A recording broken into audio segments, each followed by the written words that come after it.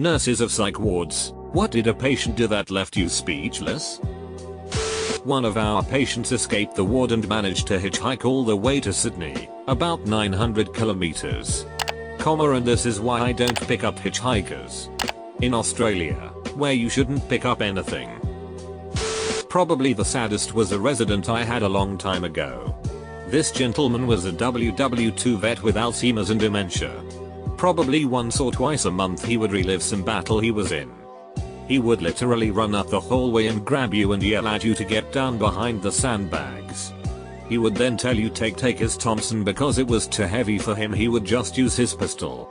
Then he would get up and run back down the hallway.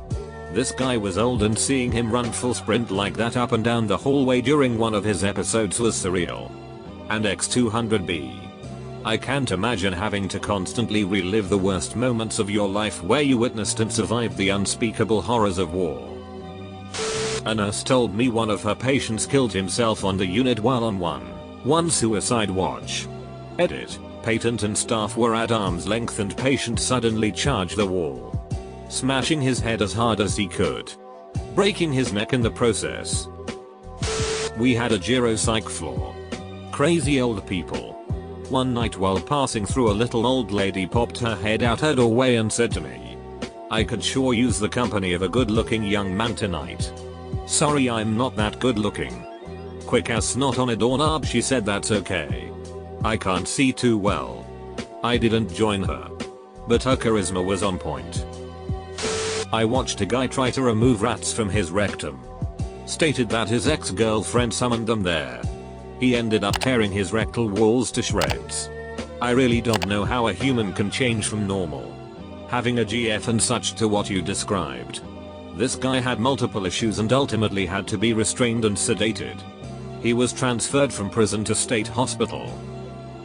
Not a nurse, but I used to be a security guard in a hospital, and we had a patient who self-harmed and cut a hole into themselves around their belly button and then stuck a bunch of paper clips and buttons and things like that into it. Not a nurse. Pharmacist.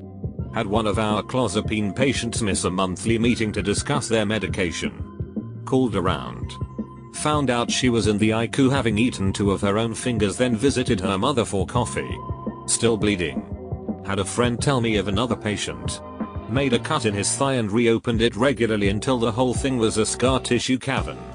By some miracle avoiding infection. Started using his meat pocket to hold pens and coins and anything he could collect in his ward. Nobody knew until a paper clip pierced the side and he finally wound up with an infection that took him to ICU, where they found his stash. Meat pocket. Jesus. Dude. My sister was actually sectioned earlier this year for her eating disorder. She shouldn't have been, but that's his story for another time. And she was right next to the PICU, psychiatric intensive care unit. One of the nights she heard multiple screams coming specifically from that ward. One of the patients had bit a chunk out of a nurse's leg as they were trying to detain them. They then started eating said chunk. It's crazy to think these types of things happen. Edit. Sorry guys. I typed psychiatric instead of pediatric. She was only 15, so it was PICU. I just had a bit of a brain confusion. Not a nurse. But I was a patient in a psych ward. The ward was sectioned into 2 sides based on case severity. I was on the less severe side. One night, an incredibly tall, somewhat muscular man escaped his room on the severe side. Got through a door that was supposed to be locked. Got into the less severe side. And into my room. I woke up, sat up, and saw him standing in my doorway. He asked in a shaky voice if I was alright. I hesitantly said yes. To which he responded by getting a look of terrified horror and screamed, "I knew it. You can see them too. Don't let them get you," before he was dragged away screaming by security. I'm not a nurse but was a patient once. Giant dude got upset. One dude changed the channel from a football game he was watching and smashed his skull with his fists. Not fully, but enough that when they brought him back a few days later he started seizing and had to be removed again. Didn't see him again. Also, there was one lady who was straight out of the movies. Walking around preaching the end of days loudly and sweating like crazy. Not me.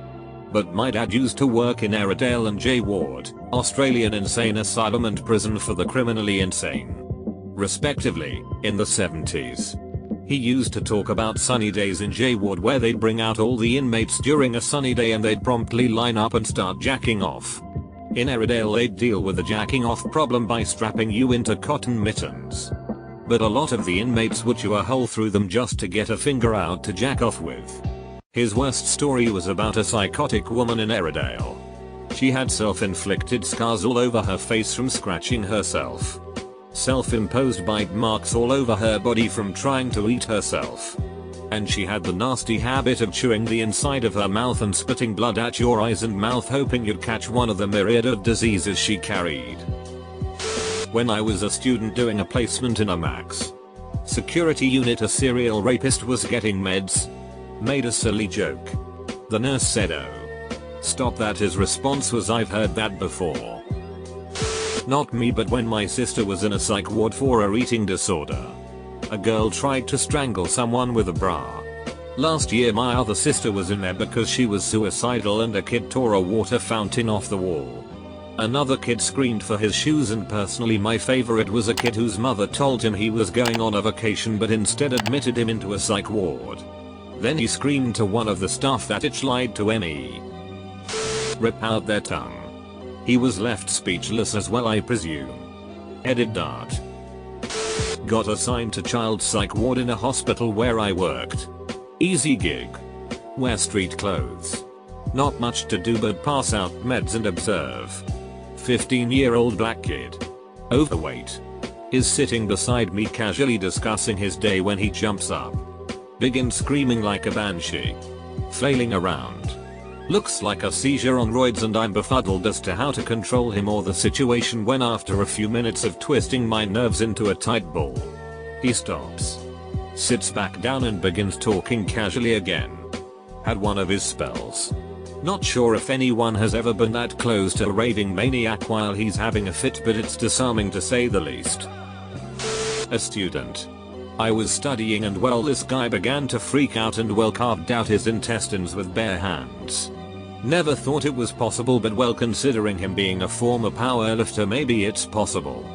Guy was like 6'6" and has to be kept under constant supervision as he'd once tried to kill the compounder with food plates, then he was only given a paper plate and edible crockery.